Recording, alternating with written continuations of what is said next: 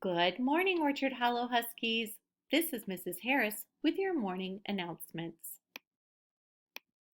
Today is Thursday, January 7th, 2021. Please rise for the Pledge of Allegiance. I pledge allegiance to the flag of the United States of America and to the republic for which it stands, one nation, under God, indivisible, with liberty and justice for all. Hello, this is Louie Ileana with your best pledge.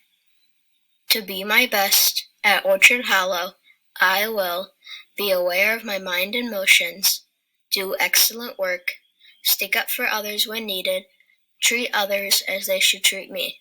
I will reach higher to be my best self at Orchard Hollow. Happy birthday today to Lucy Dufour Esplendui. We hope you have a great day. And now for our joke of the day. Where do snowmen put their money? Snowbanks.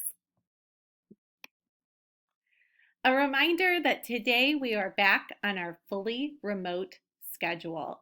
That means our day begins promptly at 8:45 with morning meeting and goal setting, and our instructional day will end at 2 p.m. Make it a great day, Huskies.